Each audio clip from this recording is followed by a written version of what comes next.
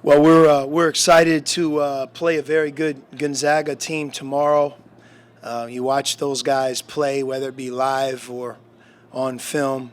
I think any coach would say we're getting ready to play as well coached, as balanced of attack as you can face offensively.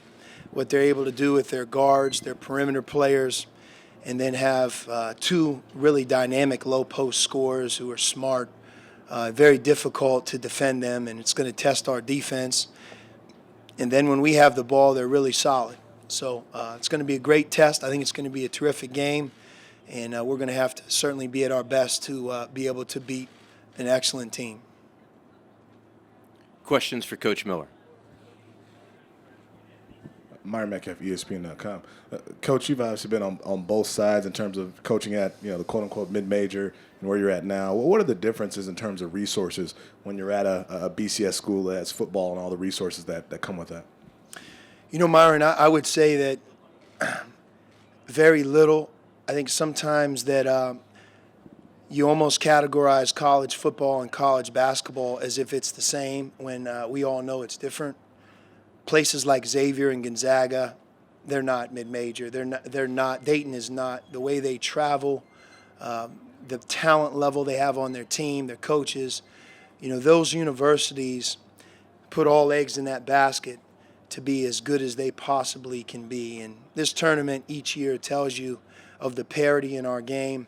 And I think it started maybe a decade or two ago with a place like Gonzaga, like Dayton, like Xavier, Creighton, where they invested their heart and soul to be great, and all of a sudden you look at them and there isn't much of a difference between them and anybody who's playing in the tournament.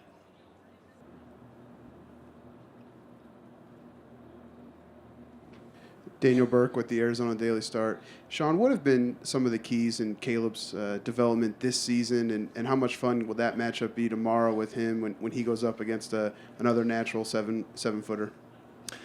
I mean, it'll be fun for the fans and people watching it. It won't be fun for the coaches, I don't think. But Caleb is he's improved as much in a 2-year period as any player that we've had. He came with great physical tools, had good coaching prior to coming to Arizona. But Caleb started playing basketball late in his life. He's not somebody who was in the gym as a second, third, and fourth grader. He really started it at the end of middle school. So his upside is really big, and yet some of the things that maybe he didn't know at the beginning can surprise you. But the experience that he gained last year, coupled with an incredible work ethic, have really allowed him to be a rock-solid player. If you look at his statistics, he's 58% from the field. He averages 10 a game, and he averages over 6 rebounds a game. He's also an excellent defender. He's become a smarter player as much as anything, and I think one of the reasons our defense has been good is he's in many ways the anchor of it with how smart he is and the size, the way he can move. And you're right, tomorrow he'll be tested in a big, big way. When Ashley went down, obviously I'm assuming everyone had to step forward.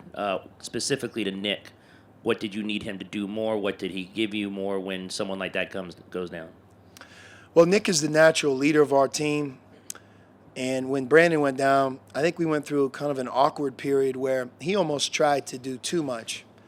Not in a selfish way at all, but I think him as a leader, him wanting his team to continue to be good. I mean, we won 21 games in a row with Brandon, that he wanted to take even more of a burden on his shoulders.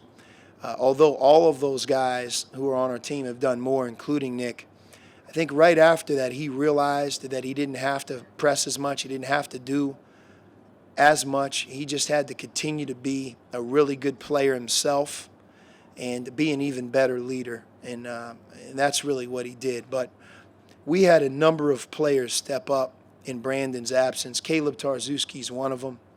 Although TJ didn't have a game yesterday like we're used to seeing, he scored more and really was more assertive than ever before.